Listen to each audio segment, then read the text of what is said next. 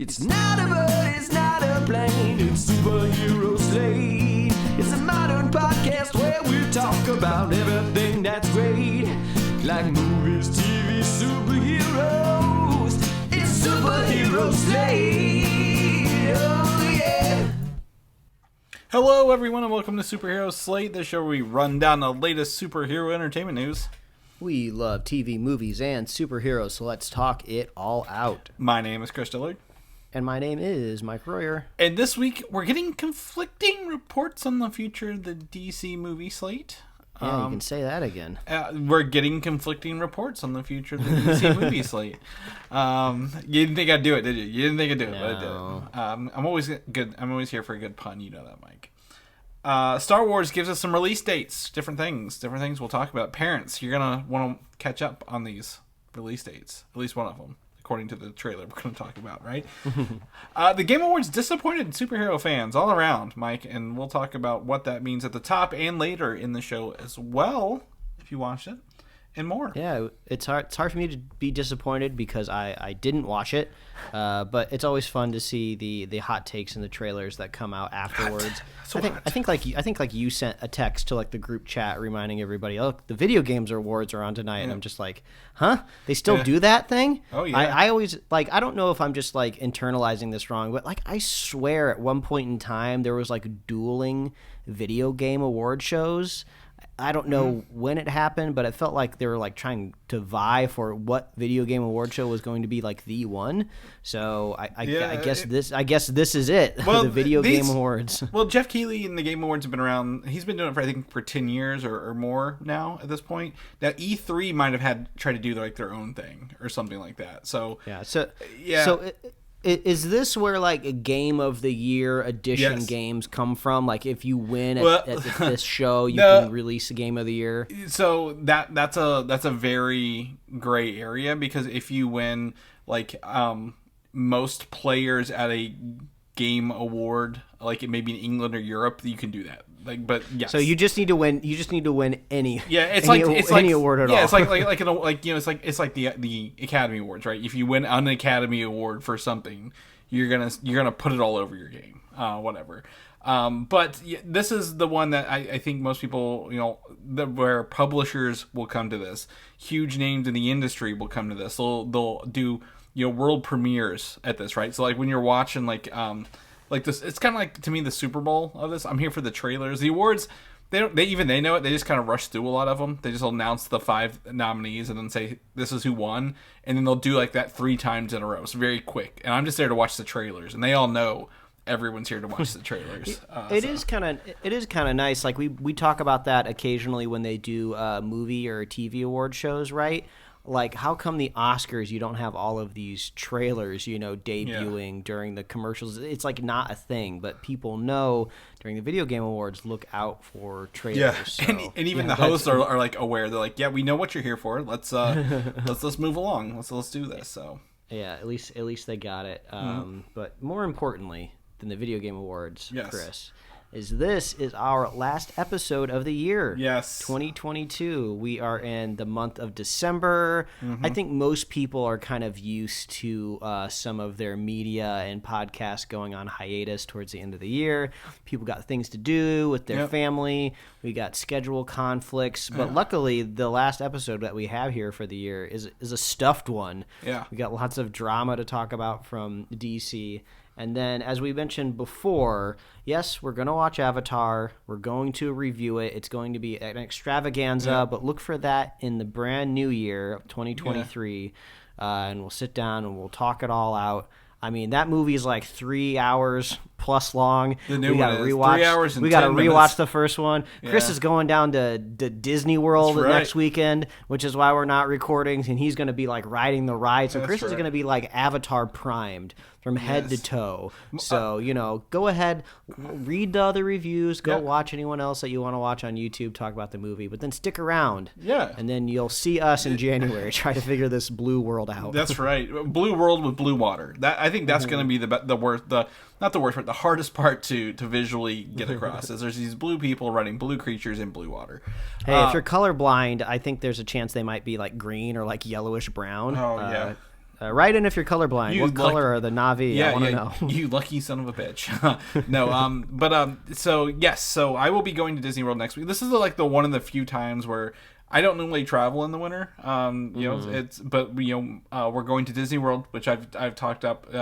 I really only have one thing I want to do there, Mike, and you know what this one thing I want to do at Disney World is. Like, we're going for 4 days, but what's the one thing I want to do more than anything? You're trying to get a black crystal. I'm trying to build a goddamn lightsaber. So somehow you can create black light, which is like an oxymoron. So I'm really curious what the hell happens in this lightsaber when it shoots out black light. It's gonna shoot black light everywhere. You're gonna get black light all over the place. But it's more along like the dark saber, right? Like everyone's like, you get a dark saber, it's the black lightsabers. I don't think it's gonna look as cool as that, but the lightsabers there are a high quality build. You go into this workshop, you pick one of 4 different like styles of sabers you want, whether you want like an Obi-Wan Anakin style, like a Jedi Temple Guard style, like a one that's more natural, and then the Sith style. And then you build it from there. I know people, listeners of the show have done it. Listeners of Jason, whose birthday is today, happy birthday, Jason, built a lightsaber when he was there last. So I know he's got experience. Very excited. But yes, when you go to the gift shop, you can buy more crystals for your saber to change the color anytime you want. The red ones have a chance to have a black crystal in it, which you don't know until you get it. I'm very excited to get a black crystal, hopefully, knock on wood. Probably not going to walk out of there with one, but, if I keep my sights aimed high, I can probably do this. But I really just want to build a lightsaber. The Star Wars lane wasn't open last time I was there, but I could see it. Like it's similar to you showing me pictures of the Super Nintendo world. It's the same thing when I was in I was like standing at the gate looking in the Star Wars land. I'm like, that's the Millennium Falcon. It's like, it's so close. I'm almost there. Yeah. So my whole one day's whole planned entirely around that and eating at Pizza Rizzo, which is the Muppet Rizzo Raz pizza place. Yes. Get yourself some blue milk as well at Star Wars Land. We have a reservation at the bar, the drink place. So you have to Oga's Cantina. Yeah, we have a reservation there. Yeah, that's great. Everyone goes on and on and on about this thing called a Ronto wrap. I've yet to have one, but it's like a hybrid of like hot dog meets like pita or something like that. People seem to really like it. So if you're hungry and you're in Star Wars Land, give yourself the pleasure of trying a Ronto wrap. I think Ronto wrap. Yeah, I'm taking a look at it right now. Savory grilled sausage and roasted pork wrap. Ooh. They even have like a little. I guess it's an animation of a droid rotating the spick when you get there. It looks like it's pretty funny. But yeah, so we have reservations for that. But the other thing, we weren't going to go to the Animal Kingdom, but one of the things that we were going to do was not available the week we're there. So we're actually going to get some park hoppers, go to Animal Kingdom, and do the Avatar rides, and go into I guess Pandora section at night. Apparently they light it up really, really well. So I'll be bringing some of that back in a couple weeks. But yes, let's go back into the video game. I want to talk about Video Game Awards real fast. Just a couple highlights here. People who listen to the show know I'm a huge fan of Marvel Snap, the mobile game, right? Free to play, card based. It won the best mobile game of the year, so I feel validated. Man, they snatched that up pretty quickly. That game just came out, didn't it? Yeah, it's been out for I've been playing for about 2 months now. But yeah, like it's a back half of the year, not an earlier half of the year. So I don't know what the other competitors were, but I'm sure there are some maybe Genshin Impact or like those other you set the phone down, it plays itself kind of games. But Marvel Snap's really, really fun.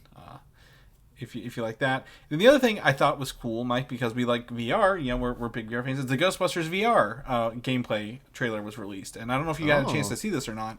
I'll have to go check that out. Yeah. I'll make sure it's linked in here before we put it out. But you're 4-player together, and you each have a VR headset, but you're literally trapping ghosts with your proton packs, right? Like you're hooking them 4-player, and someone has to throw out a trap and capture it.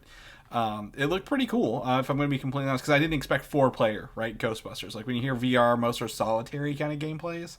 So for them to have voice chat and multiplayer and co-op is really, I think, a huge selling point for me. And I know it's coming out for Oculus systems pretty soon.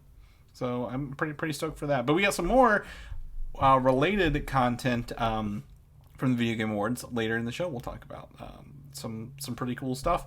But you sent me a message. I believe was it yesterday or Friday about one of Zack Snyder's weirdest movies he's ever made. And Yes. I've seen Army of the Dead. So go on and tell us how you are now catching up on this classic movie years later. Yeah. Well, I've seen 2 movies this week, Chris. I've had the pleasure and displeasure of watching both of these films. The first one up is Sucker Punch from 2011, like Chris was saying, from Zack Snyder. Zack Snyder is in the headlines this week, thanks to James Gunn and Warner Brothers again. So I was thinking, I feel like I have like this little Zack Snyder hole in my history of viewing in my brain. So I was like, I need to go watch Sucker Punch. I remember this movie when it came out. I remember seeing the trailers. They were very frenetic, lots of crazy stuff going on. Slow motion, like nobody's business, right? Yes. I just vividly remember it's like cheerleaders or like schoolgirls like holding katana blades and guns. And I was like, well, this is pretty wild. And then, of course, after it came out, I remember it was met with very poor critical reception, so I just made the decision, I don't think I need to watch this one. Also, 2011, we were both kind of graduating from college. We had other things to worry about, so this one kind of fell through the cracks. So, not surprisingly, you kind of have to search this one.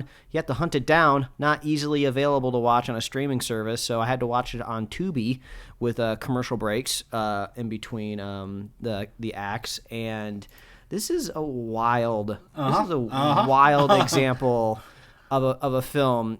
This is the perfect example of Zack Snyder should have just stayed directing music videos. Maybe that's where his niche was, because he has the flair for the visuals, but man, the story is just absolutely rings hollow, and sometimes it left me feeling like a little disgusting to the point of, let me explain. I was telling Chris is when I was watching Sucker Punch, since it has such a specific point of view and story, I almost thought that this was an adaptation of a graphic novel, right? Because studios liked adapting graphic novels and comic books, especially back in the late aughts, if you will, because it has a built-in audience. The story's already kind of proven. So I thought that's what was happening here. And then when I see the contents of this movie about like mental health, abuse, prostitution, all of these like really heavy things, I'm thinking like, why did they have Zack Snyder adapt this graphic novel?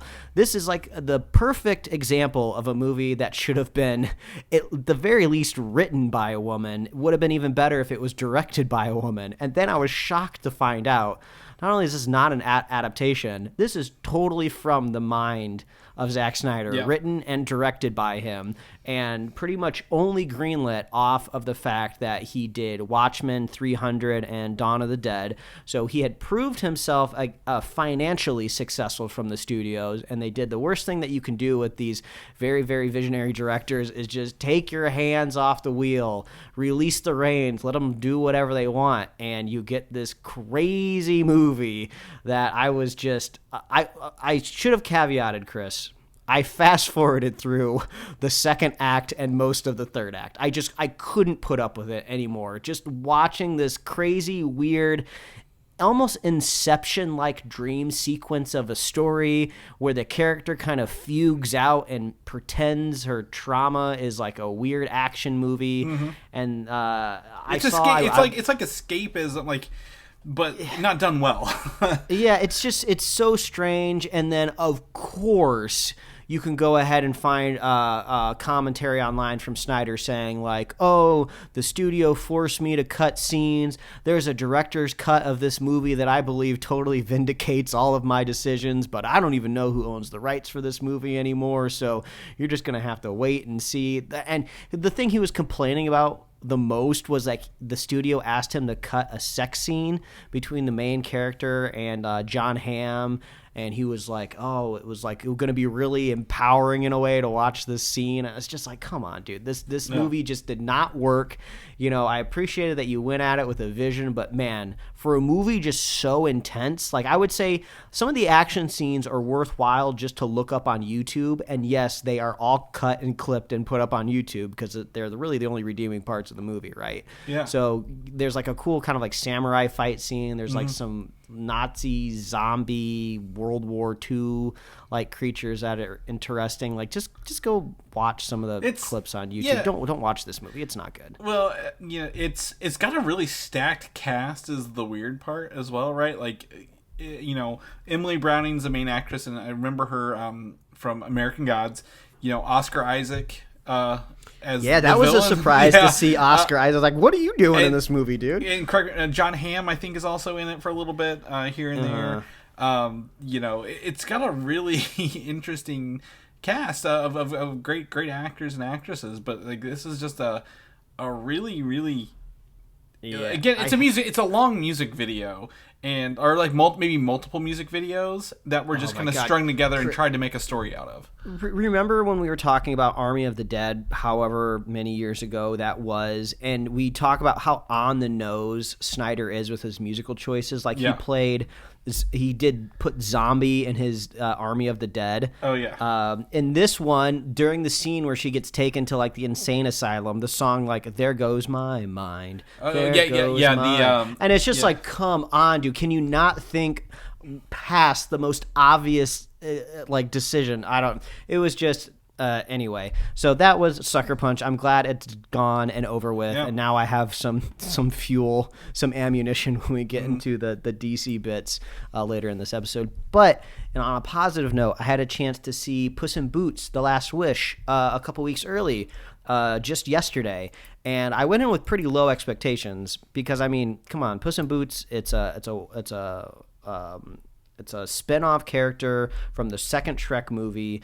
It had its own, like, I think it was I don't know if it was streaming, but it had its own like TV show. I think it was a Netflix series. That I'm sure was primarily like aimed like towards kids and everything. And then all of a sudden, like, it's coming back, and then there's like a little bit of intrigue because they're using kind of like this new visual look and design to the world and the character. So I went in and surprisingly had a great time. The script is really funny.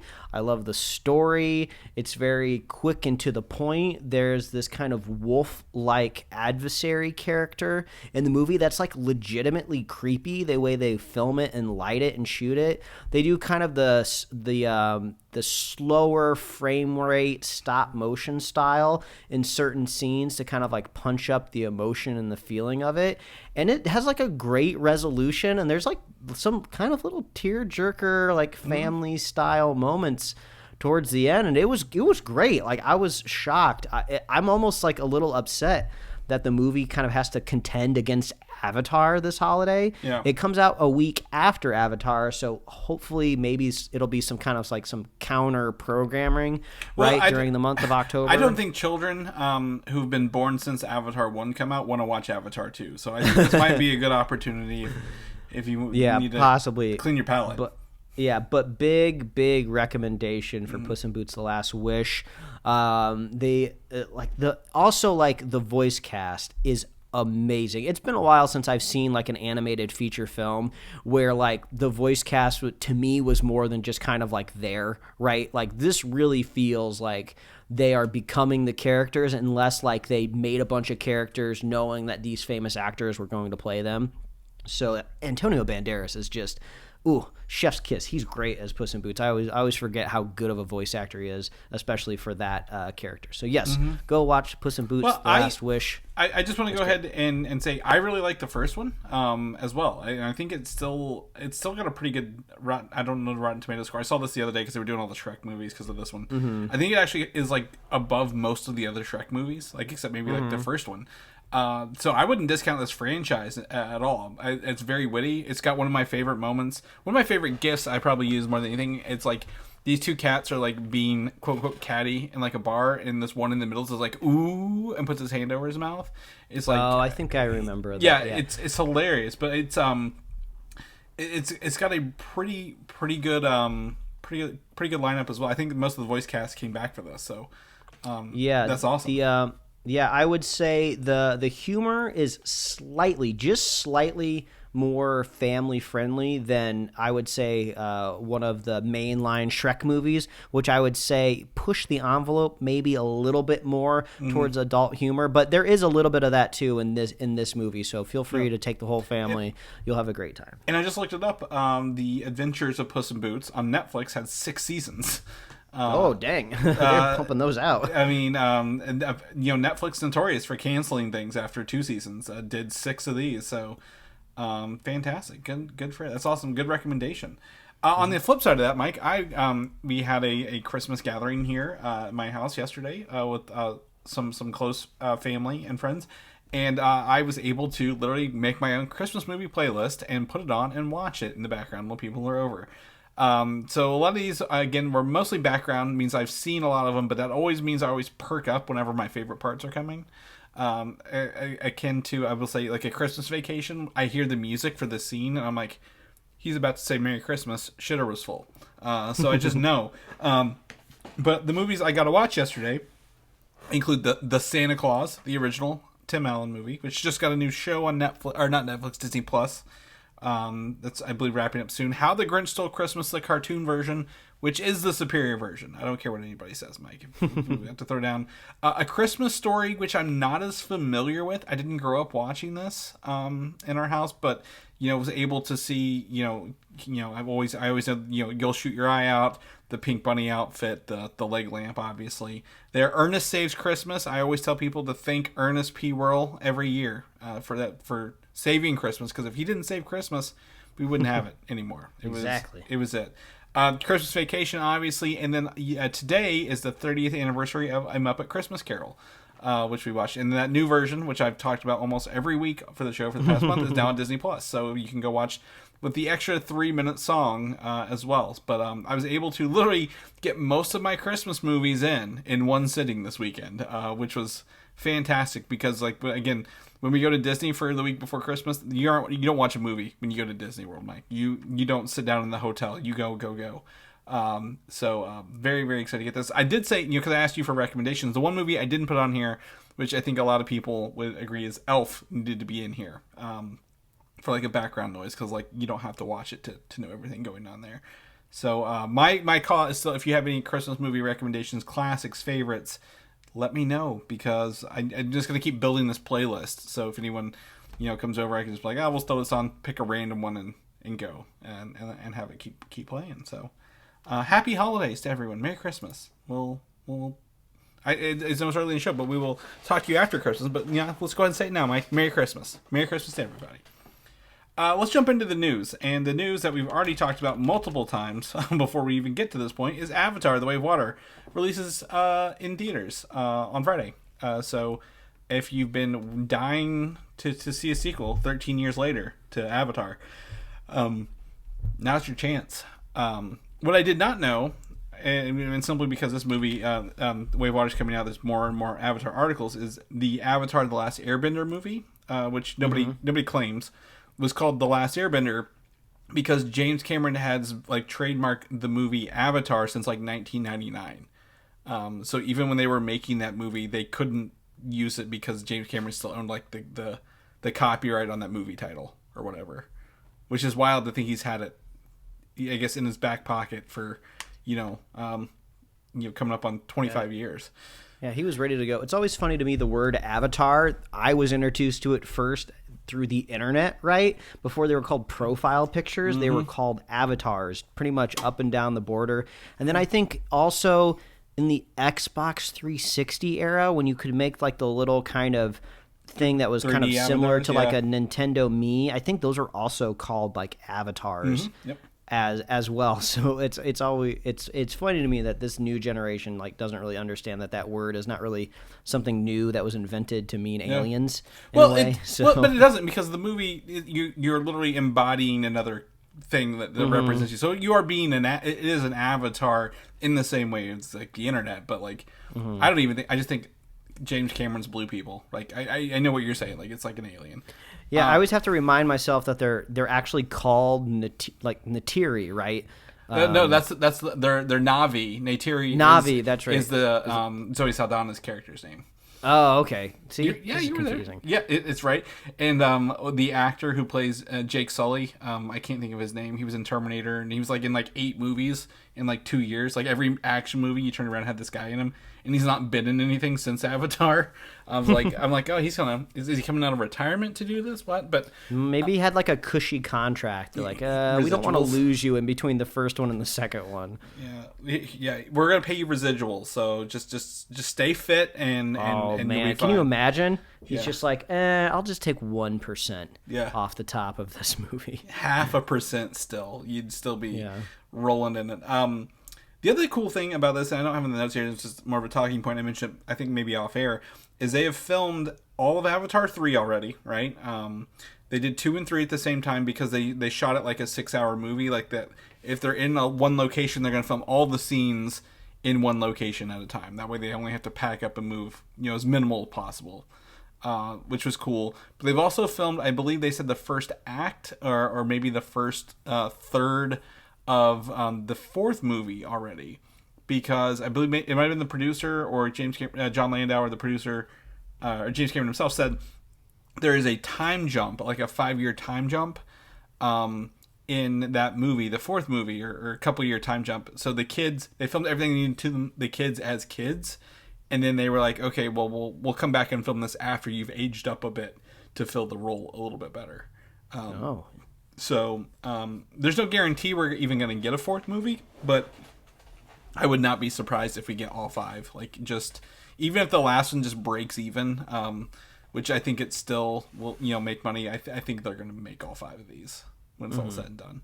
This isn't Black Adam we're talking about here, Mike. This actually this has the opportunity to make money along the way. Are you foreshadowing here? I am. Yes, I am. I'm very much so. We got DC news like nobody's business next. So Avatar out of the way. We're not going to talk about it again until next year. So we will let you guys know what we think when we come back. Let's jump into DC. The biggest news, I think, that maybe overshadowed the rest of the news this week was Wonder Woman 3 is not moving forward at Warner Brothers in its current state, Mike, or at least what was going to be its current state.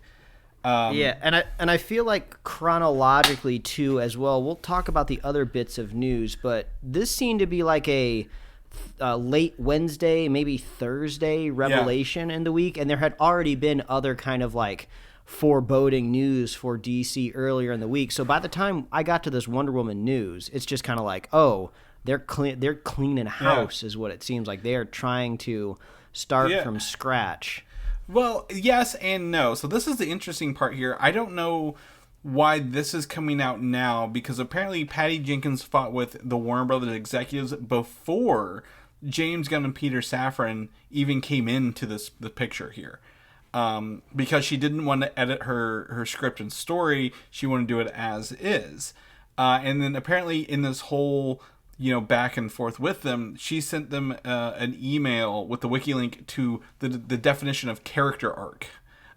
Because, she wanted to, I guess, have it her way at the end of the day. Like, she's fighting with him. So I think, even though it is interesting it's coming out with all this other news, this might have just been in the background and someone got their hands on it because of everything. Like, hey, here's the new slate from James Gunn. Wonder Woman 3 is not on it. They didn't do it. Somebody else made that decision beforehand. Yeah, and also, to be clear, a lot of the news that came out this week was from, like, The Hollywood Reporter or Deadline. So these weren't, like, official announcements. So somebody within DC is, like, reaching out and talking to the news. So obviously we have to take a little bit with a grain of salt, but this was, so much had happened this week that even James Gunn made like an official announcement along the sides of some of the stuff you heard is true, some of it wasn't, and some of it just has not been decided yet. So I think the safest thing to take away from this is that there's going to be a big shakeup on the DC side of things, which makes sense. You don't hire I've heard this saying before relating to other things, right? It's like you don't bring in new people or you don't buy something brand new to not do anything with it or to not change it, right? It's not like they're going to like stay the course and just like, you know, give better notes on scripts, right? They're going to totally like change the strategy over there, DC.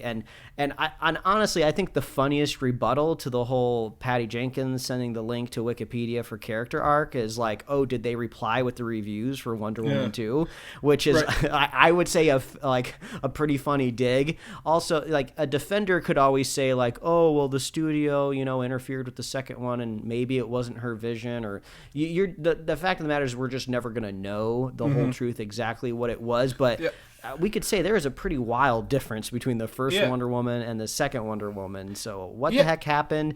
And how often, right, is the first movie good, second movie bad, and then the third movie comes back around to being good? I mean, the only thing off the top of my head is like, yes, Avengers or like maybe Thor. It does not happen often. But the difference between those is those were different people running the ship, right, every time. Exactly. Like, if you have the same person in charge, you're going to get a Zack Snyder situation, right? You're going to get a Man of Steel, you're going to get a Batman v Superman, and then the Justice League. Even you know, Joss Whedon being the link that made Avengers 2 bad, and Justice League, obviously, I think worse than the one that came out, but still both of them weren't amazing at the end of the day. Now, I think the other thing is here, Gal Gadot, she could easily stay on as you know, Wonder Woman, right? They could do a Wonder Woman 3 with a different writer and a different director. I don't think that is out the gate completely. I just think, and you know, this is Patty Jenkins trying to stand her ground and pull essentially again, just because I talk about Avatar, a James Cameron, right? Like, hey, I did this first movie good. Give me 3 and don't tell me what to do. But obviously, too, critically and probably financially, because it was on HBO Max, I don't blame her for that. Probably a lot of the signs are saying, yeah, we need to work to. I'm going to be nice, but we need to work together to make this better. And she's saying, no, I don't want the feedback. I want to do what I want to do because this is the story I want. But I still think Wonder Woman and Gal Gadot has a place in a new DC universe with James Gunn, whatever James Gunn and Peter Safran are planning. I think that she could fit into there, right? Like her 2 movies are, if you take out the Snyder stuff, her 2 movies are in the past and could easily pull her into the future and not have any issues, right? I mean, I don't think Gal Gadot was a problem at all with her stuff. Yeah, no, she still is a great Wonder Woman, but yeah, we'll have to see strategically what happens. So let's, I guess, move on to the next character in this DC universe and theorize about that one. So in I think a Q&A maybe on Twitter, Facebook, Instagram, whatever James Gunn's doing, it could be Mastodon even. He has said that Superman is an important character for DC. However, wait, gasps, really? Yeah. However, a Man of Steel 2 pitch was rejected by executives pre-James Gunn and Peter Safran again. But Henry Cavill announced his return before the script was denied, like in like kind of like the Black Adam era of this. So it sounds like a lot of people jumped a gun and then got their hands slapped because they were like, no, we actually don't want this. So no one is sure if a Man of Steel 2 is actually moving forward at this time. And I think this is probably when you mentioned James Gunn saying like, hey, some of this is true, some of this isn't, some of it's still in flux. This might be the flux one, right? Like, this feels like, yes, you need to do Superman. You have to have Superman. But we don't know what's happening with this. They haven't done anything in years. It'll be 10 years in 2023 since we had a solo Superman film. Yeah, I mean, I hate it that the best solution also just ends up, it looks like they'll probably be copying something Marvel's heading towards, right? With some sort of big multiversal clash. And I'm not saying this is unique to Marvel either. DC has also done this in comic books as well, right? But Marvel looks like they're going to beat them to the punch again, because it looks like the best solution for DC to do is kind of take what you have right now that works, maybe move forward with it a little bit, and then do something creatively to wipe the slate clean and start over from from scratch, because that's what they want with all of these characters, right? They want them to synergize and be like combo breaking multipliers like on a Street Fighter game, right? Yeah, a couple good punches every once in a while is good, but they want that like 24 hit combo that gets them billions and billions of dollars, spins off theme park Land sells tons of merch, streaming shows. You can't do that when you're just kind of doing these one-off movies, and every once in a while one of them's good. Yeah, and I think it's you could have a lighter, like you mentioned One-Two Punch, like you have like a heavy one and a lighter two, right? Like we mentioned before, and we've talked about Ant-Man, like you have an Avengers movie and then an Ant-Man. Okay, Ant-Man may not be the best movie and the most record-breaking in the world, but people still feel in that universe, right? Like it's all there. Like, hey, this is going to pay off someday down the road. And again, I saw a picture today. I didn't put it in here, but the Joker 2 is filming. What does that have to do with any of this? Anything? Exactly. No, nothing at all. While it can and probably will be a good movie or something that people watch and talk about, Superman is one of the biggest characters in the comic books, something everybody knows. They had cartoons. The Christopher Reeve movie came out 44 years ago yesterday, right on the anniversary. So we've been watching Superman. I believe they even had what was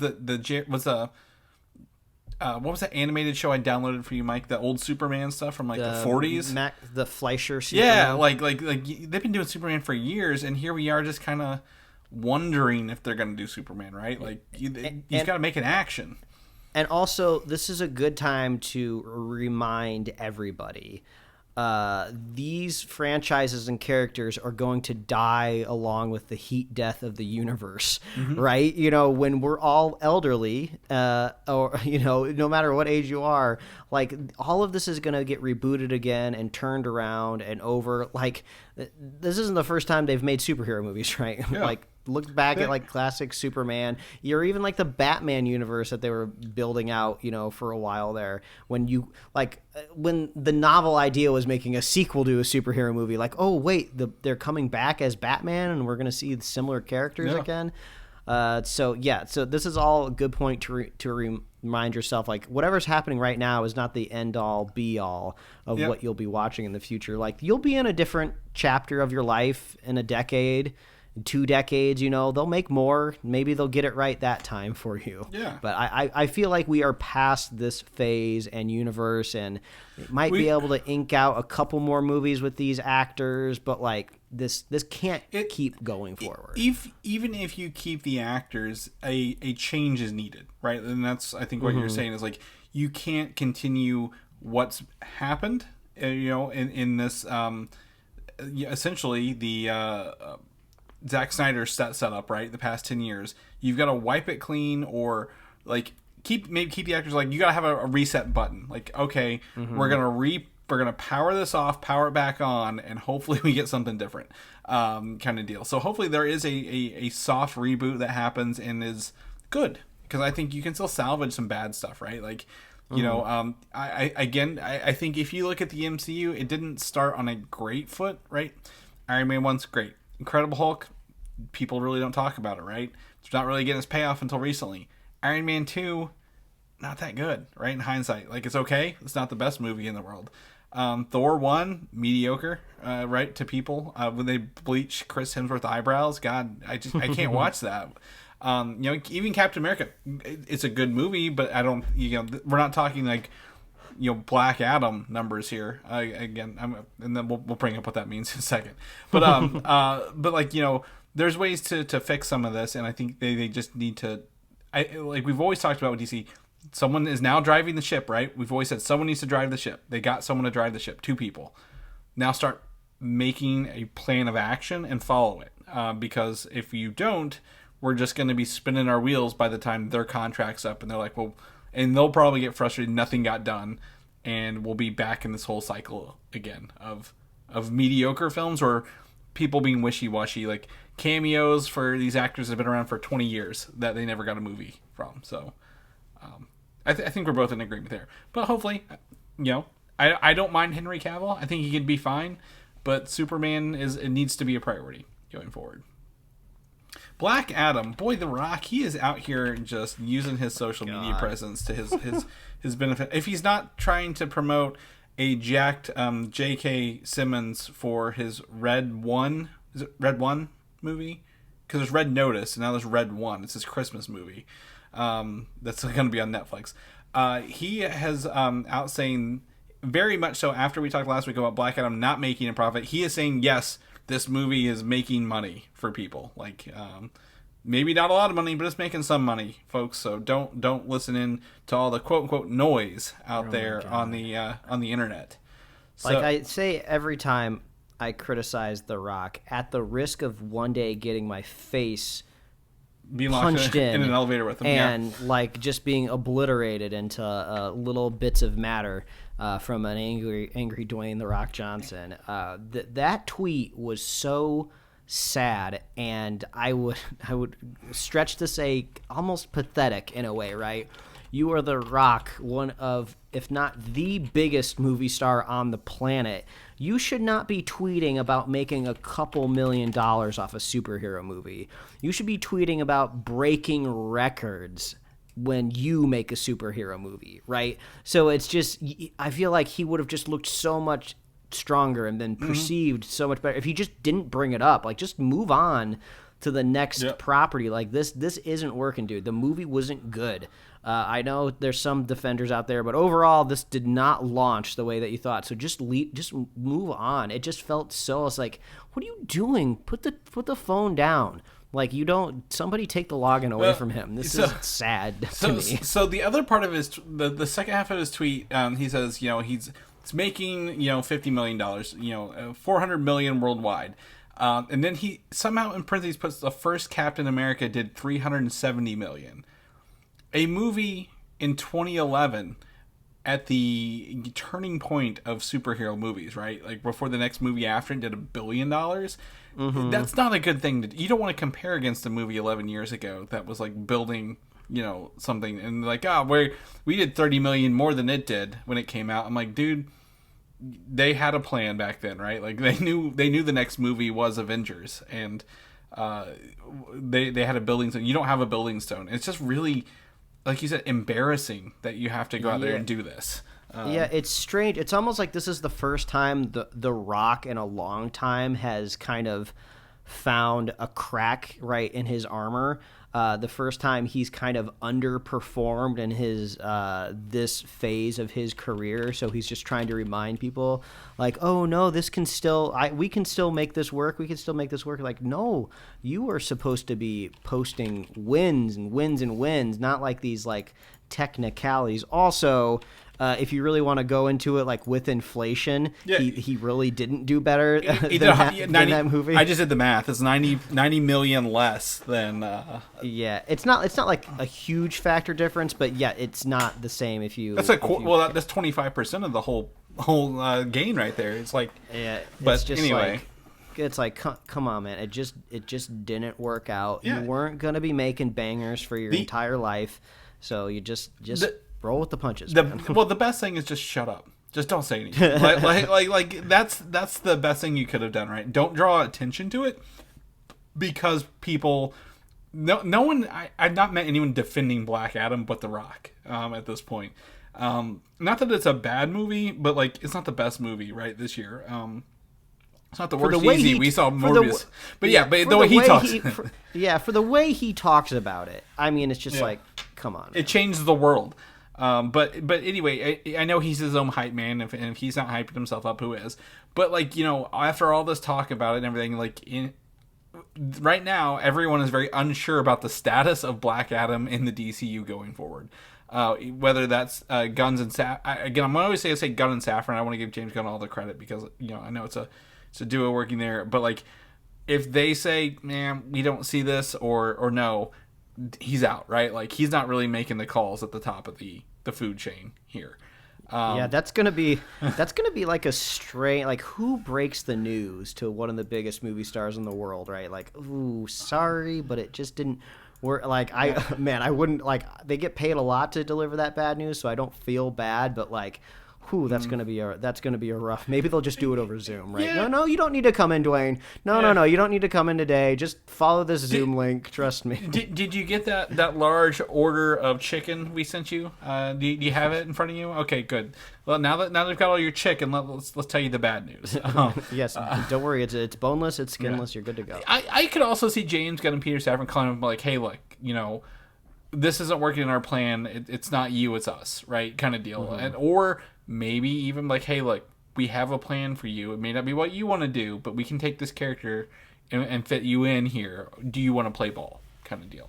Yeah, I could see it, like, because I think Safran and Gunn are talented, and they could position, all of these pawns that are on the table in a way that could, win the game, right? But everyone's going to have to play ball, and I mean, I think before the movie came out, Dwayne wasn't going to bend to anybody, right? He thought this was going to be a huge deal, but now that it's not, maybe now he's a little bit more open to compromise. Yeah, 100%. And I think honestly, how do you leverage The Rock? Does have a voice, right? He does have he's very vocal. People do listen to his tweets, whether they're right or wrong, or his any social media. And so like, how do we leverage that as well? Like, how can we hey, look, our goal is to have you eventually. We're gonna fight Shazam. Like, I know you want to fight Superman, but we need to have you do the Shazam thing first. We're doing a magic in the DCU portion. Maybe one day we'll get to Superman, but can you go along? So I think there's opportunity, and not saying he's outright completely, but I don't think he's, like you said, he's not making that call anymore. Like he ate all those chickens, so counting his eggs before they hatch, if you will. Aquaman. So this is the other news, and I think this is more fan news than actual news. This is where I'm going to go down this road, Mike, because this doesn't sound right. So Aquaman, Jason Momoa may not stay in the role of Aquaman Arthur Curry after the Lost Kingdom movie comes out later in 2023, the end of 2023. It is very heavily rumored that he will transition to the role of Lobo, the Galaxy Bounty Hunter. In the DCU, because he's always lobbied and wanted to play that part. James Gunn has also, I believe, shared a photo of Lobo on his social channels. I don't know why he couldn't do both. Right? Like, I think they could look pretty close and be the same actor, and no one would say anything or be confused because one's in space, one's in water. But I mean, I guess if the longer term plan is to kind of bring all of these things together in some sort of event or crossover movie, right? I think that could be kind of odd, or maybe not odd. We just haven't quite seen that exact scenario play out, right? If they do something multiversal, right, in Marvel, and they bring back the kind of somewhat classic Fantastic Four, right? Is there going to be like a Johnny Storm that kind of looks like, hey, you kind of look like somebody I met before, right? Is that joke going to play out? But it's like I said before, all of these solutions could be coming to a multiversal type of situation. So theoretically, if there's infinite universes, right? Like a Crisis on Infinite Earths. Yeah, like the human being that became Arthur Curry, maybe in this universe actually became Lobo, or I think if there is a generalized reset, right, in DC at some point in time, you can swap actors. It's not going to be that big of a deal. But I don't think canonically in the Aquaman universe that he lives in, whatever that is, of similar Lobo would exist. Right. So this would probably be some other universe. Yeah, it could be. But if they don't do that, and then he goes to do Aquaman, to me, Arthur Curry's one of the blonde haired, right? The old classic, thing, not the Jason Momoa look, which is like a newer, like, and that's fine. Like, maybe it's not Arthur Curry, maybe they replace the Aquaman with another one, and then Jason Momoa goes on and does Lobo somewhere else. So they're not the same actor. But even if they did, I think Lobo looks different enough. Like, if they were in the same like scene, which I don't see them maybe doing, and if they did, it would just be them yelling "my man" at each other back and forth until someone's like, "You got to stop this. We gotta move on with the battle." But I think they can make it work if they wanted to. Now, is there any truth to this? Or is it just again, Jason Momoa saying, "I really want to do this role," and that's all he's saying, and there's no like actual truth to this? Possibly, right? He's probably making a lot of money playing Aquaman, and they're probably gonna have to do a pay cut if he's gonna go to like a very obscure character such as Lobo, the space bounty hunter. Yeah, I would imagine he would probably just maybe shift to like a revenue share model on the box office. So they probably wouldn't have to worry too much about that. I don't think he'll do it. I don't think. Who knows what's gonna fucking happen? But like, this is just it's a weird thing to think about, having one actor play two roles in the universe. But the way Stranger Things have happened. Well, I guess Doctor Strange played. That's variance is different. Anyway, moving on. Also with Aquaman, I read this and then you sent it to me later. Was that there's some test screenings going around, right? Of Aquaman and the Lost Kingdom, and they are not including Ben Affleck's Batman in those screenings. So there's two ways to look at this. One is they've just cut him out, whatever they film with him. If they even filmed anything, I don't know if they did or not. Did they cut him out completely and they're just not using him anymore, which could be a feedback from the Safran Gunn, right?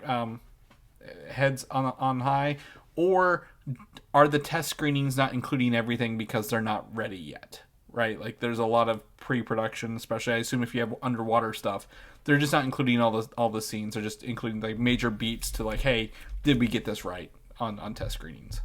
Yeah, maybe that could be it. I wouldn't be surprised. But also, right, we have other. I feel like we've had other hints that maybe this Keaton is not gonna move forward as widely as we thought pre-Gunn and Safran. It seemed like they were gonna be building out something more with Keaton moving forward, and maybe now that's getting scaled back. I mean, especially with Batgirl off of the radar. You're jumping ahead here. We're talking Ben Affleck first. You're jumping to the next bullet point. So Ben Affleck was doing Batman stuff from his Justice League with Aquaman. So it sounds like he's out completely. See, this yeah. I will use my own confusion as an arguing point here. There are too many Batman going on. I'm so confused. And it's crazy to think that a Batman movie came out earlier this year. That was really good. And it was a totally brand new one. And it was good. Yeah. Like, I'll use this as my point to say, like, if you are brand new and you're looking to like build off of a universe, just build off of that brand new Batman, right? Mm-hmm. I know it's a more grounded, realistic, like gritty world, and like, maybe that doesn't work with some of the other characters, or maybe it's not as big of a box office draw long term, but like you can slowly pivot and change it, right? Like we've had some pretty like dark and serious Marvel movies where the characters have crossover in more lighthearted tones, right? So that would be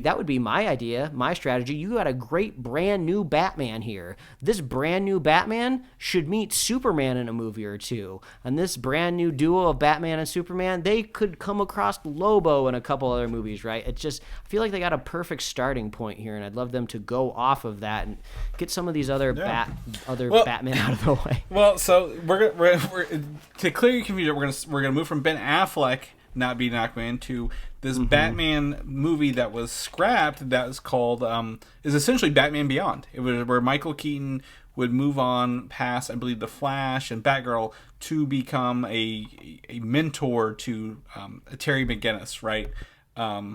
Role in this movie. It was never previously announced, but they had a script. They'd had a lot of, I think a lot of people done, but like this was in works prior to James Gunn, Peter Safran, and I don't know if they killed it or somebody else killed it, but boy, would that have just confused you even more if all these had come to fruition. Yeah, I mean, so this is kind of the weird thing where maybe I will deviate a little bit from what I just said. So I think the coolest thing about Batman Beyond, especially when I'm looking back at it nostalgically, is I loved the futuristic vibe of it, right? I loved kind of like this techno world that a Batman had to live in, and it really made Bruce feel out of his element too, right? Because he was this really like grizzled brawler, right? And now these new villains, you really have to, start using a lot more technology in order to like beat them, which kind of put Bruce out of his element. So like I can't imagine like the current Batman that we just started at the beginning of the year, like, oh, we're gonna have to wait like 20 years until Pattinson is old enough for him to be an older Bruce. Like, no, I'm not expecting that. So I'm almost okay with maybe if there's like an alternate future timeline where we get to do Terry McGinnis story, I would be okay with that. But I think Batman Beyond is so cool. I only want them to do it if it's really gonna work, right? So if they're starting to get like a little nervous that maybe this kind of like Keaton setup is not quite as solid as they thought it would be, I would err on the side of caution. Well, again, this movie's not going to happen, so that's good. I'm going to lean the other way away from you because I don't have an affinity for Batman Beyond. I never watched it. Chris, it's so good. And that may be fine, but I think if we make an exception here, there's going to be more and more exceptions, right? We already have a Joker universe. We already have the Robert Pattinson universe. They're going to have these other Batman and somewhere. So I think we just nix it and then hopefully work towards that. Like you said, like Marvel, they didn't jump out with the Infinity Gauntlet, out the gate. They did wait and they built up to it. I think there's an opportunity to build towards this. And maybe it's not the same actor. Maybe in 10, 15 years, whatever, they age up that Batman. Or maybe it's after the Crisis on Infinite Earths, they bring in an older Batman. But I don't want to start now having fractures and then try to figure it out again later. Or if fractures and multiverses might be a step too far for maybe something they're trying to keep a little cleaner and reboot, a simpler solution would just be, I know it kind of seems silly. Oh, it's a simple solution, time travel, right? Because it could still, a Terry McGinnis could still exist in whatever mainline universe that they want to build up. Bring in some sort of time travel magic or technology, right? And they just get thrown into the future, and then bam, Terry McGinnis is there. I don't know. I think if they're gonna do Batman Beyond, they need to earn it and build up to it. I think if they have this in their first quote unquote phase, I'm gonna say phase, right? Like maybe. Oh yeah, no, I will say I agree. If they are going to kind of phase this out. Not phase it out as in how we usually use the word, but if they are going to define these movies with phases, I would not expect a Batman Beyond in this first. Yeah, well, let them get to maybe phase 3, maybe the first movie after phase 4 is this Batman quote unquote Beyond kind of thing. I don't know, but there's opportunity for it. I just hope, I'm glad they're saving this because boy, could this have confused everyone even farther, right? We have our Michael Keaton Batman training a younger Batman. With Ben Affleck and Robert Pattinson. This was the fourth Batman he was talking about the other day. Remember the David Zaslav was like, we're trying to get no more 4 Batmans. Maybe the McGinnis was the fourth Batman he was talking about. We just didn't really think about it. Maybe. Yeah. So, boy, howdy! I can't believe we can confuse you, Mike, in this. That's even even funner. In good news for people who do like DC movies, The Flash, which I believe is the next DC movie, correct me if I'm wrong, has moved up a week to June 16th, 2023. So that's not really a lot of difference there, but we are under the 6-month mark, or we will be under the 6-month mark next week to see this. So yeah. It's more of a threat that this movie's still happening, right? Yeah. It's remember, just when you thought all the problems were over for Warner Brothers and DC, well, do you remember, they have actor out here running amok. Well, this movie's had, I think, more release date changes than Morbius, and also how many directors did it go through and writers? Yeah. So this is a miracle we even have a date written down, and then we'll see if they stick to it. But speaking of The Flash, we're going to jump into the one of the video game award things I wanted to talk about, and this is the Suicide Squad Killed the Justice League game coming out in next year, May of next year actually. So right before, about a couple weeks before The Flash. This trailer looks pretty fun, right? We've got the Suicide Squad featuring Captain Boomerang, King Shark, I believe it's Deadshot. Was it Deadshot? I believe, and Harley Quinn. With the Flash, it looks like they beat him up and captured him, and I believe Captain Boomerang cuts off his finger at one point with a boomerang. But the biggest reveal is that Batman is in this game, and he is controlled by Brainiac, as you can tell by his purple eyes. So that means he's going to kill people. But the best news of all is this: Kevin Conroy was able to provide his voice for Batman, aka and Bruce Wayne, for the entirety of this game before he passed a couple weeks ago. So, as far as I know, this is his last known appearance as this character, unless something else is announced later on. But that's going to be a really emotional aspect of the game, right? Because Kevin Conroy has done all the Batman I think most of the Batman voices in all the newer recent video games, and also knowing that it is his last, outing as the character as well. Yeah, that's great, and this looks like it's going to be a pretty good game, or at least like premium in a sense where people will, take it seriously. I mean, I suppose there could be more Conroy recordings out there that could come out, but like it's good that it's like not some sort of weird like Batman mobile game or something like that, right? At least it's going to be in a AAA title. Yeah. So rest in peace, Kevin. Yeah, and it looks good. I mean, I think the humor looks great. It reminds me a lot of the Guardians game that came out last year. In terms of like the team dynamics and stuff like that. So. Really, really cross my fingers. This comes out good. So yeah, May 26, 2023. The other thing from the Video Game Awards is a video game based on Hellboy called The Web of Wyrd. It's a brand new story by Mike Mignola, and the thing I really wanted to call out here is the visual style for this game as Hellboy, and he's like I don't know what creature he's fighting. It's a big beastly creature. Is right out of the Mike Mignola comic book, right? Like so, it looks like you're playing the comic panels in this. Is how cool it looks. And I wouldn't say it's cell shaded, but I don't know what the artwork style is called, Mike. But I think it looks like really, really, really fun for a video game. Yeah, it looks exactly like the comic book, but it is kind of funny. It's like very stylistically accurate, but when I see games that look like this, I think of them more of like, oh, this is a smaller indie game that's going to have a shorter campaign, maybe like a $40 price tag. So I wonder if there's going to be a way that this game gets elevated right into like a I guess $70 price tag.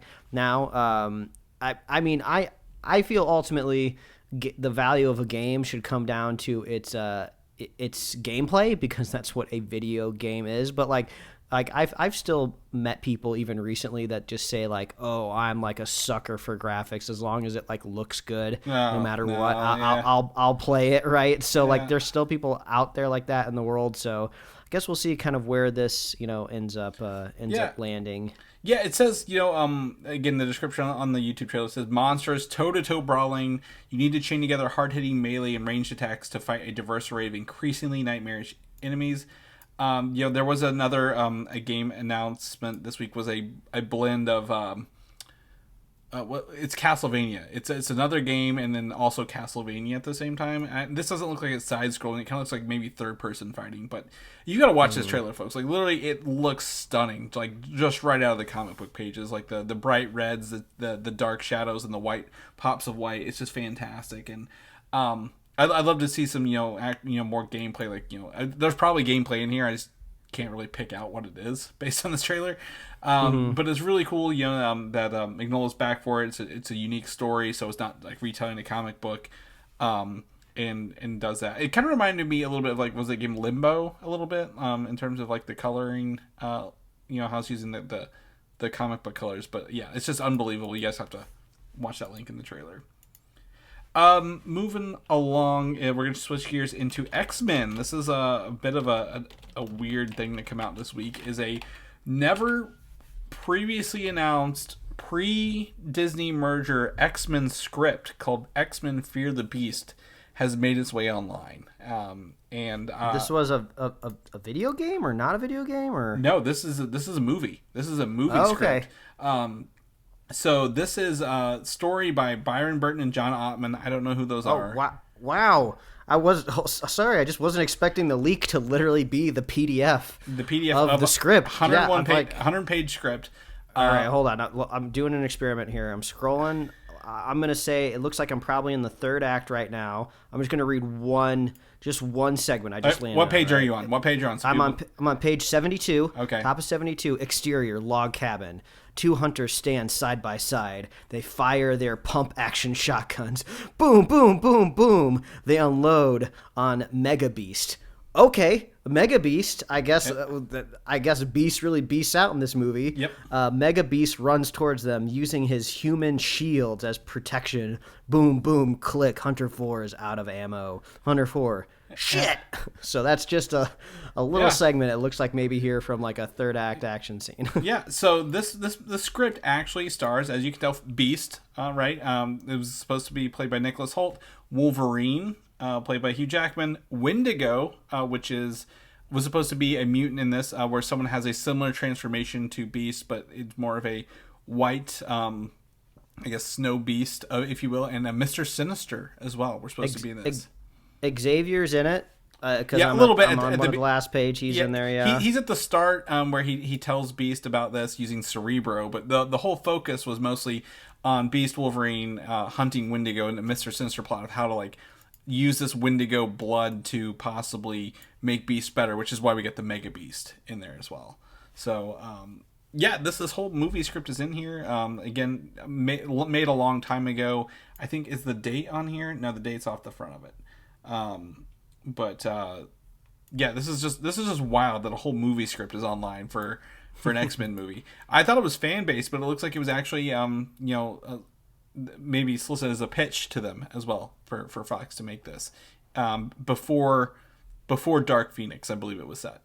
So that's wild. I mean, I can tell you're over there reading it, Mike. You're enthralled with this story. No, I mean, I love this kind of stuff. So I was reading the very last line, which was like the post-credit scene of revealing Mr. Sinister. But this stuff is great because, like, this is just the tip of the iceberg. Every movie studio out there, like, that owns or holds on to these huge IPs, if they're not actively making the movie, they are getting scripts and treatments for these ideas and these IP. They might not necessarily do anything with them, but there are servers and hard drives out there in these studios of potential versions of all of these movies that just never got made. So, yeah, think of any superhero you like. Chris, I guarantee you there is some sort of at least outline or treatment for a Sentry movie over at Marvel. I have written several. Hopefully they've gotten my mail. Okay. The ones that are out there, those are the ones you've been sending. Yeah. So if hopefully they get back to me soon on those. But yeah, I think this is fantastic. If you've got some time, you want to read a script, see what a movie script looks like. If you've never really seen one, this is a good place to start. And again, none of this will probably ever come to fruition, but maybe some of these ideas could be used later, right? Like sometimes an initial treatment is just the structure and pieces are pulled out and rearranged and before the whole thing's made. But I think it's cool to see that the production behind it. Or maybe this was just thrown into a bot and this is what was spit out, Mike, a couple months later. Oh my gosh. I will use this as an opportunity go ahead. Say I played with that new AI chat bot and that thing's freaky. Occasionally you'll ask it a question that'll just be like, I don't know anything about this person, so I don't know, good luck. But then it can do, I think the most impressive thing is the different types of writing styles it can do. It doesn't just put out paragraphs of ideas, right? If you want it to write it a list, it'll write you a list. If you want bullet points of certain ideas, it'll give you that. It can write you haikus. It can write screenplay formats. Well, the screenplay, because you wrote like a little, like you sent a prompt about something about a couple of in a group chat, and I was like, oh, this is wild. Yeah, so I would say it's fun, but also I will say, because we like to talk a lot about this AI stuff on the podcast recently, I want to say as a caveat, it is really, really important to realize all of this stuff is trained on things that was already created by creative people, whether they're creative writers, whether they were artists out there. So it's not like this is like some savant programmer invented an artificial brain that dreams up this stuff out of nowhere. This is just all just re-put together puzzle pieces of things that have already been out there. And we're to the point now with it where you're not always going to be able to track down the little bits and bobs. Like, it could have given me a phrase or a whole sentence that came straight out of somebody else's writing. And unless somebody like Google searches, like every single word or line of something that this chatbot puts out, you might never know that it's just ripping somebody off. Yeah. So that's all I want to say. It's been fun to play with and see what it can do, but don't start taking these things and maybe try to like monetize them and claim that you're some sort of a genius. That's all I want to say. You can't stop progress and technology. That's the one thing I'm seeing on the other side. Like, we can be very worried about what the AI is doing, and I think that's fair. But unfortunately, there's nothing you can really do to stop it. That's just kind of how technology works. So I just hopefully people will act a little more ethically moving forward when it comes with some of these things. But as of right now, it's just fun to play. It's fun. It's a fun toy. Like we goof around with it. Like we've put stupid shit in those things like for hours. And that's really about where it is. I don't think I'd ever use it for anything. It is fun to do. I'll tell you. If you got an idea and you're like the thumbnail again, Mike creates the thumbnails. We were both throwing this in several bots to try to get it to create the thumbnail you made today.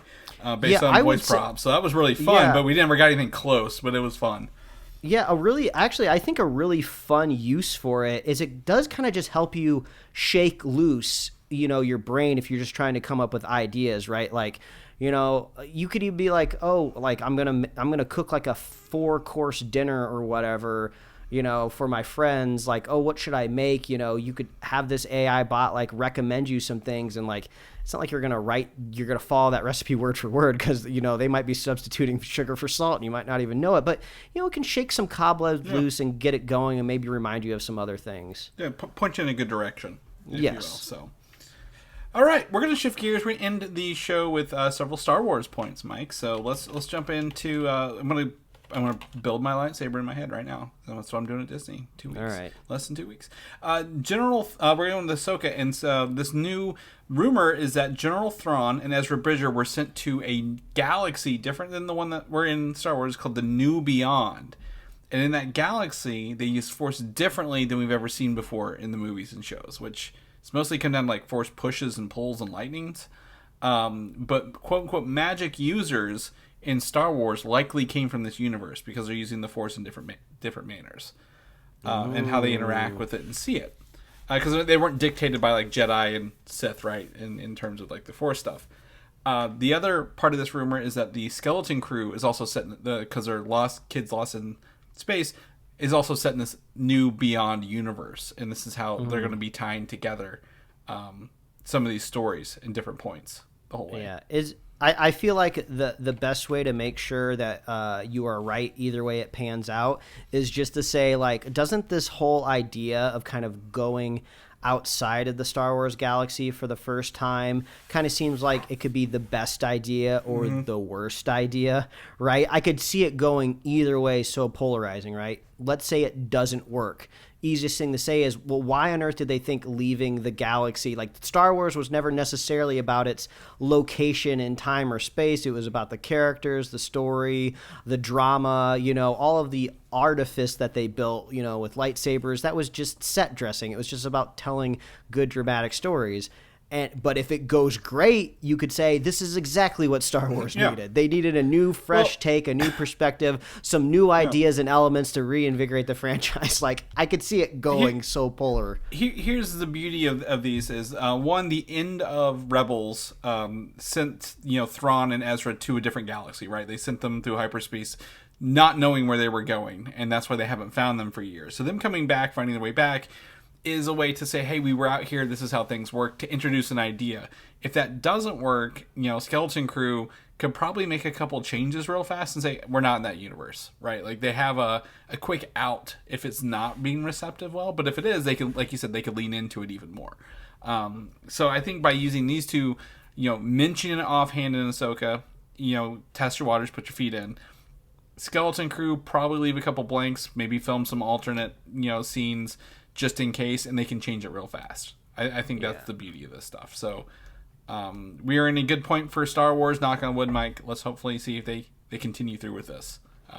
With that, another thing behind the scenes photo here of actress Daphne Keane, who played X-23 in the Logan movie, the clone. She was a young girl back then, right? Obviously, time people grow up. We get to see her in this new Acolyte TV show in what appears to be, she looks like a Sith, if I'm going to say anything, right? Like, she's got like kind of red eyes, contacts, maybe some bones or horns growing through her hair as well. Yeah, it's hard to tell if those are bones or different kind of colored dreads, but yeah, you nailed it right on the head. You look at this character and its design and you go, evil. Yeah. So I think it's really, really cool looking.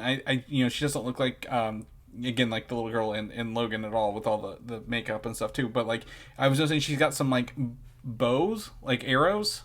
She's got a blaster, and then arrows on her thing. So I'm interested to see kind of what weaponry they're using back then in the High Republic era, or like, where the dark side users, maybe she doesn't have a lightsaber yet, and she's got to use these older fashioned stuff. But I like the look. This is I've never seen a character design like this in Star Wars, so it's cool to see them going down that road with a little differentness on that. Next up, The Bad Batch. If you've not watched the first season, it is very, very good. It was animated. I believe it came out earlier this year.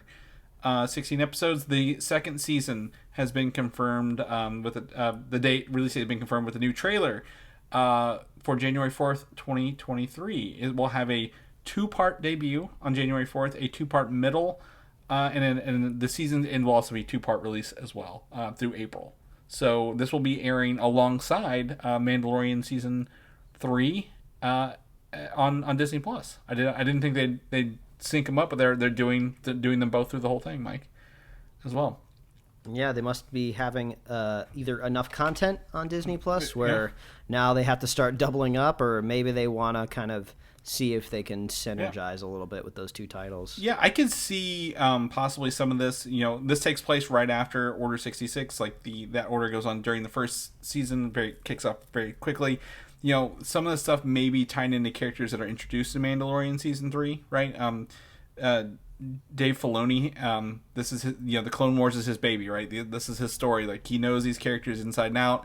I could totally see him planning some stuff in this animated stuff to come to live action later down the road. People who are fighting the Empire, Mandalorian comes across them. I don't know.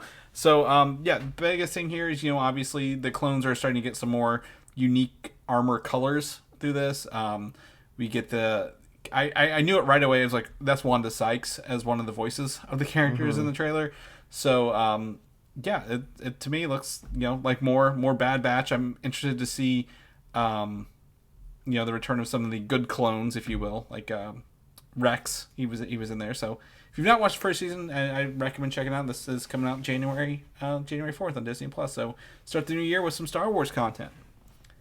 And lastly, Mike, did you watch this awesome gameplay reveal trailer for Jedi Survivor, the sequel to Fallen Order? Yeah, I watched it the other day. I feel like the biggest takeaways I have from when I watched it, for being somebody that never beat the first game and only played like a very little bit of it, is there seemed to be some like interesting like new droids I saw in this trailer that I have not come across within Star Wars. So that'll be kind of fun to see where that goes. And then also the last I checked in with this I guess sequel was the mysterious person in the floating tank. Yep. So now they're out of the tank. I don't know what that means. Do we have any new information now that they're untanked? We do not know. They know they've been there. They've been in the stasis for a long time. A lot of people think that this person's been there for hundreds of years from the New Order, or like from the High Republic era, right? Like they've been in there for a very long time. It kind of gives me vibes that they might be the villain of the story, right? He's like, I don't want to be trapped again. So he might be a dark side user, right? That they put in there. To me, couple of things here. Cal Kestis, he's grown up a little bit. They give him a more adult look than the previous game. Some new Force abilities. You get to see him pick up a stormtrooper and hold the blaster and shield, and he shoots the other ones. You did mention the battle droids are back, the from Clone Wars, and then a couple bounty hunter scenes. You get to see him actually do some new stances with the lightsaber, where he pulls out a second lightsaber. So that's really fun to see the second lightsaber. And lastly, it looks like there is a secondary character who like you can like do combos with, kind of like in God of War or like The Last of Us, right? Like that second player is like a computer control, but you can do like finishing moves with them. So like there's a guy who like backflips over you and like finishes off somebody there. So I think it looks really, really good, if I'm going to be honest. Now remind me again, is this game in the, as I'm going to start calling it, the Ando or the Mando timeline? It's Andor. This is set in between 3 and 4. Okay, gotcha. And I don't know how many years after. I don't know how long after the first one this is set place. Because this could be running in parallel with the Obi-Wan show. It was what we presumed before. So I don't know where he is or where it's taking place. But she did say that he's becoming number 1, I guess, enemy on the Empire's list. So very excited. It looks like the gameplay's improved. What I was afraid of was like these games make you forget everything you know from the last game, and then you have to relearn it all. But skills, it looks like they're not doing that on this one. Like you're gonna have everything from the last game, and you get to add on to it. One of the cool scenes, and I always go back and watch it, I believe it's like later in the trailer, he's like running down a path with both lightsabers spinning around wildly as he's like deflecting blaster shots from droids or like a stormtrooper. And I'm like, oh, he's got some real cool moves this time. And you know me, I'm not a I Dark Souls, I've tried it, it's fine. Elden Ring I didn't play, which won Game of the Year. Congratulations, Elden Ring, at the Game Awards. But this plays Dark Souls like, right? And I really, really enjoy this. Maybe it's the atmosphere, the story, right? I maybe have the affinity for Star Wars, but it's looking pretty good. So that trailer is in our show notes. The other thing I was going to say right before this, the video game awards, we didn't get any Spider-Man 2 or Wolverine trailer, Mike. That's really the reason I guess I was disappointed, right, that we didn't get that. We got, against Star Wars, we got, I was like, oh, we didn't get any comic book stuff. I'm like, yeah, we did. We got the Suicide Squad and Hellboy, but I was like, man, I'm really disappointed Sony didn't, like, come swinging, literally and figuratively, with Spider-Man 2 trailer, because I think that would have really, really hit the airwaves pretty good, or at least some Wolverine gameplay. Yeah, it makes you wonder. I mean, obviously, the development timeline for these games are so long comparative to the movies, but who knows, maybe, 6-7 more months, maybe San Diego Comic-Con, they'll have an opportunity to show something there, who knows. Yeah, I was going to see, I think they, someone was even, like, tweeted at them or reached out to them, and they were like, yeah, we're still releasing it 2023, so maybe they're looking to, reduce the time between reveal and release, right? That way, like, hey, we're gonna release it and then hype for like 2 weeks or not 2 weeks, 2 months, 3 months, and then release it, kind of deal. My fear is it's gonna be holiday 2023, right? Like, we need to sell PlayStations at Christmas. Let's push it out at the end of the year. So, yeah. Well, anyways, that's our episode. Last one. Again, reminder, we will be out for the next 2 weeks for the holidays. So hopefully everyone else has a safe, happy holidays with your family and loved ones. If you do anything cool, get anything cool over that, let us know. Reach out to us, right? We want to see all the cool stuff you get for Christmas. But in the meantime, if people know what you're up to, Mike, where can they find you at? Well, they can find me at Mike Royer Design on Instagram, Twitter, and TikTok. You can read my webcomics at pickledcomics.com. Because people want to catch up with you, where can they find you? You can find me every week, except the next 2 weeks here on Superhero Slate, and also on Instagram at Valdan87, VALDAN. If people want to know more about the show, where they can get ready to come back to listen to our Avatar Way of Water review, that's what everyone's clamoring for, and more, where can they get all those good episodes at? Yes, well, after you finish wrapping up your Christmas, your Hanukkah, your Kwanzaa, your Boxing Day, I feel like there's might be one other. Whatever you celebrate. Exactly. It's Festivus. You're forgetting Festivus, the most important holiday of all. Yes, exactly. After you finish all of that, head on over to superheroslate.com and check underneath our tree, also known as our show notes, where you can see all the things that we talked about here on today's episode. Stay subscribed, stay tuned. Like Chris said, we're going to be talking about Avatar here in the new year. You can find us on Apple Podcasts, YouTube, Spotify, wherever else you'd love to listen to fine podcasts. Like us on Facebook, follow us on Twitter and Instagram, and get merch at superheroslate.com/store. We love hearing from you. Please reach out. Let us know how your holiday went, how your year went, right? It's the end of the year, brand new year. What are your resolutions? What was your favorite movie or TV show of the year? We all know mine was Severance, and with a special consideration and honor for Holly and the hot chocolate. Get one more in before the end of the year, Chris. God damn it. So we love our super fans. So if you want to be a super fan, all you got to do is share the show with a friend, share the show with a buddy, and we'll be here every year, folks. That's right. We'll catch you guys next year. Bye. Thanks for listening, and don't forget to subscribe.